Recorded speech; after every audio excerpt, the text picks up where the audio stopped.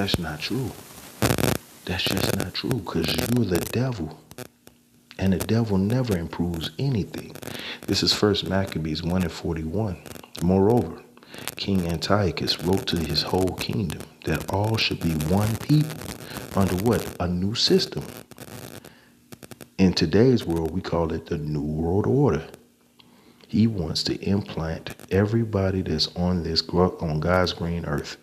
On Yahweh's green earth, he wants to implant everyone so that he can become the new God of the earth. And he thinks he's going to pull it off. Well, the Lord has other ideas, right? Verse 42, it says, and everyone should leave his laws. So all the heathen agreed according to the commandment of the king. And this is them giving consent. This happened back in the Greek captivity, which that's what we're reading from the Maccabees, but it happened. It's going to happen again. The heathen always consent. They consented now. Babylon is the top ruler on the earth by the consent of the other nations that gave consent unto it. Preferably EU and NATO, right? It says, verse 43, yea, many also of the Israelites consented to his religion and sacrificed unto idols and profaned the Sabbath. And many Israelites will do the same thing. They will give consent unto this devil, knowing the truth of the matter. There's going to be some Israelites it says Israelites that are going to consent to the devil's way of thinking of a new society. And they're going to call themselves black all the way to their destruction. And that's fine, because this world is blinded, not in a way that, that the elect are being sealed. The elect are being sealed right now for this salvation, man. This is Isaiah 6:9. It says, and he said, go and tell this people, hear ye indeed, but understand not, and see ye indeed, but perceive not. So you're going to see this article, you're going to see this video, and you're going to scoff. And you're going to say, no, this is not it. It makes me feel icky on the inside. I don't like it. Right? So we're getting to the time of the portal, or the aeon, where Esau is getting ready to come out of power. And he knows it.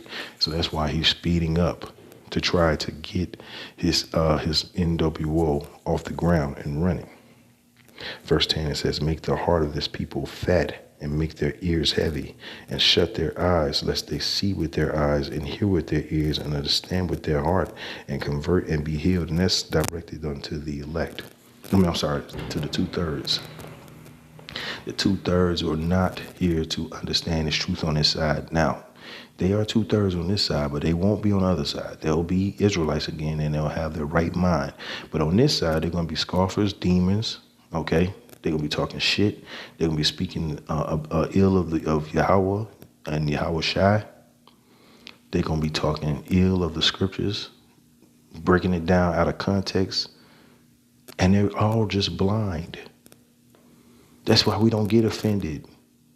Yeah, they say some very offensive shit, but we don't get offended, because we understand that their fate is sealed. For the most part, some of the elect may scoff at the beginning, but eventually they're going to turn that shit around. I don't want what's coming to them niggas, right? That's going to be the sentiment. Verse 11, it says, then said I, Lord, Yahweh Ba'ashem Yahweh Shai, how long? And he answered, until the cities be wasted without inhabitant, and the houses without man, and the land be utterly desolate. That's right. And so a lot of Israelites ain't going to get this truth. They're not going to get it. They're not going to hear the fact that the mark of the beast is literally in your face. Esau's introducing it. He's gradually bringing it in, and they're not paying attention. And it's not okay for some type of game or show. It's for real. This is that test. If you fail the test, then guess what? You weren't of the elect. If you take the chip, you were not of the elect. I don't know how to say it any more plainer than that.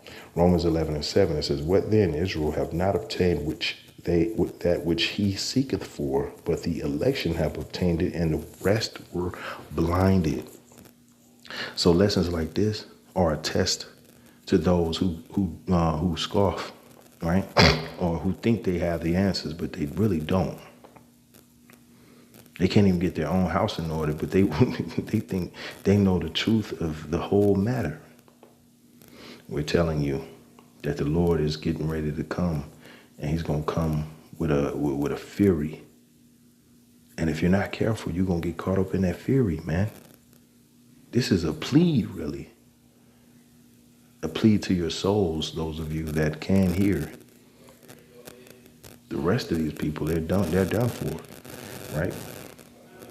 This is Romans 11:7. It says, "What then? Israel have not obtained that which he seeketh for, but the rest have." It's like what he seeketh for, but the election have obtained it, and the rest were blinded. That's right. So the election will get this message, and they're going to know the Lord's name, and they're going to run into it for protection, right? They're not stupid. This is Luke. Because when this chip comes, there are going to be some that are not going to understand at first, maybe, of the elect, maybe. But at this point, I think the elect is sealed. They're already paying attention, right? This is Luke 1. This is Luke 1:68. It says, "Blessed be the Lord, Yahweh B'Hashem Yahushua, thy power of Israel, for he have visited and redeemed his people, and have raised up an horn of salvation for us in the house of his servant David." So the house of David is going to be the ones that are going to hear this message, and they're going to convert and be healed, by the rest of the world, starting with the 2/3 of the nation of Israel, will not. They will scoff and scorn, and they will talk shit. They will take scriptures out of context, and they will be the main enemies to the house of David. You know them by their fruit. They're going to parrot the talking points of Esau when they can't get their way. Eventually, a lot of these guys that are picking up the Bible, they have the Bible in their possession, but not inwardly, right? They have a physical Bible, but not inwardly. They're not one with the scriptures. They're hesitant because they know that they're not in that. They know that they're not of that spirit, but there's something pushing them. Spiritual demon, Satan, of course, but they have something driving them to want to be right. It's not about Yahweh B'Hashem Yahushua for them. It's about revenge. It's about vengeance. And so for them, those are the same ones that were persecuting the prophets in the past. But see, again, the scriptures say that the prophets will not be put into a corner anymore. Also, the chip will be that barometer for who is who. Everybody who's proclaiming this truth, we're going to see. That includes me. Everybody will be tested in that day. And if you pass, it's a possibility, a strong possibility, that you're of the elect. Right? Verse 70, it says, "As he spake by the mouth of his holy prophets, which have been since the world began, that we should be saved from our enemies and from the hand of all that hate us." And the main one is Esau, Edom. Two-thirds of the nation of Israel and Esau, Edom are the main enemies of the house of David. And they will join forces for a brief time before Esau ultimately casts them down to death too. That's what they don't understand. But that's fine. Okay, we're fine with their treachery, because it's written that their treachery would be something that they would try to justify, right? Oh, he didn't take the chip. Anyway, Revelation 12:11, it says, "And they overcame him by the blood of the Lamb and by the word of their testimony, and they loved not their lives unto the death." They won't give a damn. The elect is going to hear this message, and they're going to convert at some point, because these words are piercing. They're alive and they're piercing, and they will reach its destination, just like the Icbm'S will, right? They will not break ranks. This truth will not break ranks. It will get to the destination. It will appeal to those who we're supposed to appeal to. When we say don't take the chip, the elect is going to hear that and they're not going to take the chip. Okay, let's read that again. Revelation 12 and 11, it says, and they overcame him by the blood of the Lamb and by the word of their testimony. And they loved not their lives unto the death. And instead, if that's what it comes down to, then that's what it comes down to. Taking the chip is not, it's not an option. As they say in the world, failure is not an option. Okay.